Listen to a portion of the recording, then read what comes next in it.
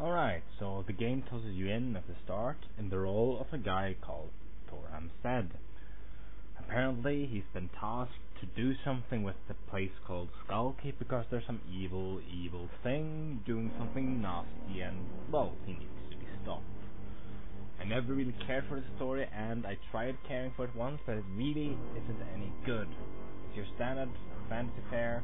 You pick up in a book for $5 and then you read it when you're really bored and realize, holy shit, this is a waste of time. So, you start the game alone as Tor Amstead. First thing you gotta do, pick your companions. Now, I've beaten the game before, and I will pick my favorite group. Now you can look up them, you can click one random. This is Tharo Shadowfaller, I use this as my wizard. You can look at his stats and see that he's a decent priest, but he's also a good wizard. So, let's take him out. We can look at Tor Amstead the same way. He's pretty decent at being a fighter and a ninja, but not that great at priest or wizard. However, he will be the priest. Like it or not, hope he doesn't mind. I don't really care if he does. Other two people I'm gonna get will be EQs. He's a decent fighter, decent ninja. I think it's better ninja than fighter, but I prefer to use him as a fighter.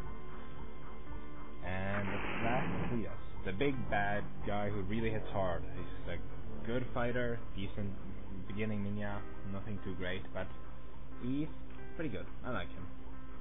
Alright. Now with that said, let's get out of this hellhole. Quite simple to navigate. You use your arrow keys to turn. It's a lot easier to turn when you're actually playing yourself. Now it might seem like it's totally, it's not really coherent or anything. That's because it doesn't feel like it when you're looking. Chest. You can either pick it up or open it as it is. Like, see if we can open it and let's see what we can have. Oh, healing potion. Always nice to have healing potions. As you can see, there's two waves in front of the potion. That's a rune. It's a healing rune. It's the one the game uses for. It's rune systems are the way the game deals with magic. Sorry about that, but that's the way the game deals with magic. Now we can either move this table, but I prefer beating it. Fun, and it gives your character some decent practice. It's also terribly boring in the end, actually, so screw that. I'm not doing it.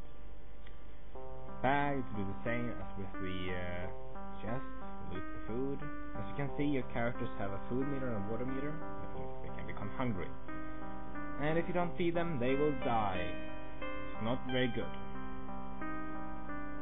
Money box. It's a great place where you stuff all your money, because apparently money takes up as much space as a huge fucking steak, a big piece of armor, and a huge sword. Keys are always useful in every game. Name a game where you don't want keys. Here's another gold. There's a Boda. These you use to stock up on water. Very useful.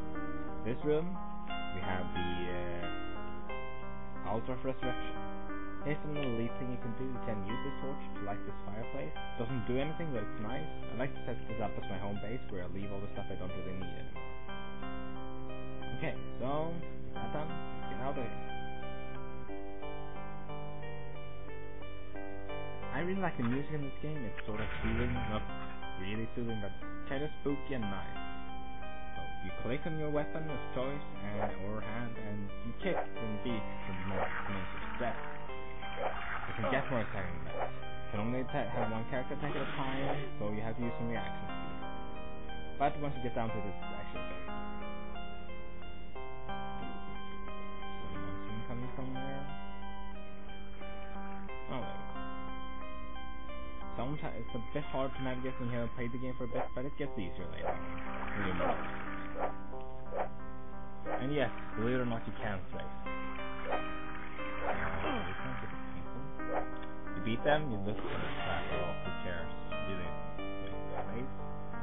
A scythe isn't too bad, but I'll probably sell it. And here's an odd item. It took me years and years to figure out what the hell this does. What it does is that it puts a marker on your map if you put it on the ground. Smart, eh? Yeah. Okay, so inside here. Here's the weapon shop. This is the bodyguard. Beating him will lead to something very, very nasty. This is the shopkeeper. Throwing something at him will make him hide, and the bodyguard will come out and kill you. It will be painful. You will not survive at this stage unless you're really, really, really fast with movement. Now, War Club. Cheap and best cheap weapon in the game, no doubt. Really good. So we'll get make sure everybody gets one. Well, all the important fighters.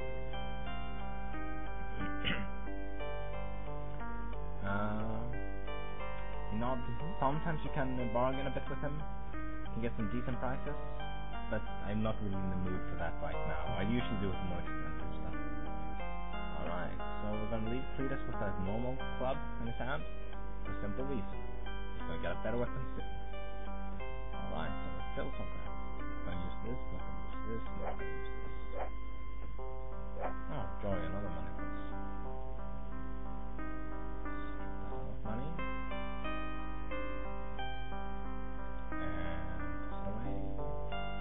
Screw you, money box. Don't need you anymore.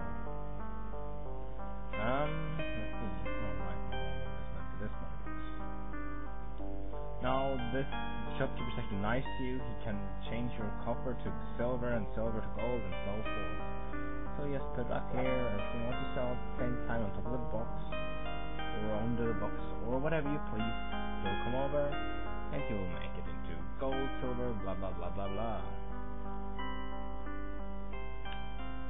Alright, so what's the goal in this game? Well, you gotta get up to Skullkeep, and you gotta get in and kill things in there. There's an evil guy there called Dagoth or something like that. He's some demon or whatever. He's trying to get in from some extraterrestrial plane, blah blah blah blah blah. You've heard this before, I'm sure.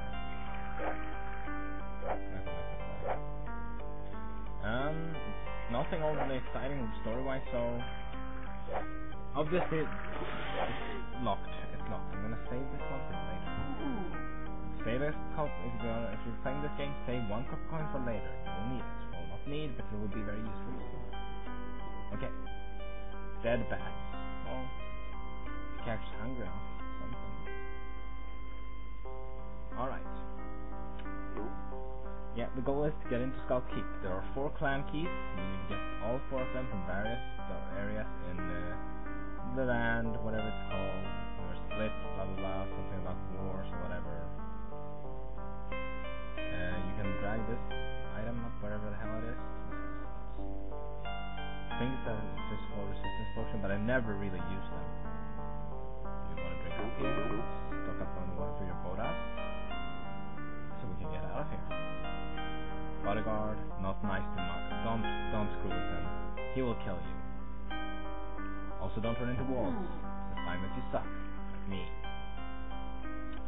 Well, since we're only limited to 10 minutes, I have to cut this a bit short. What's wrong with that? But we're gonna keep this a bit short. So I'm just gonna go and show you a secret. It's been very useful to me. We can leave the key in there. Crap out of this slime thing.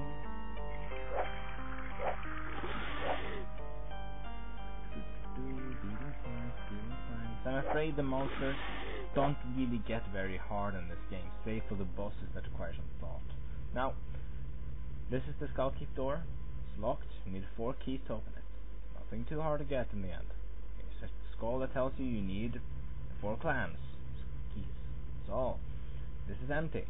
Why is that? Well, let's check behind this brace here. Ooh, a loose boulder. Press that button. Thing back, and voila, a morning star. This thing packs a nasty punch. Very nice, especially to have on a character like Cletus, who hits hard as this. Got these. Alright. And now we're gonna, in the next episode, we will be getting the first clan key. I hope you enjoyed watching, and hope to see you next time. Oh God, Crom bombs. Oh, see you later.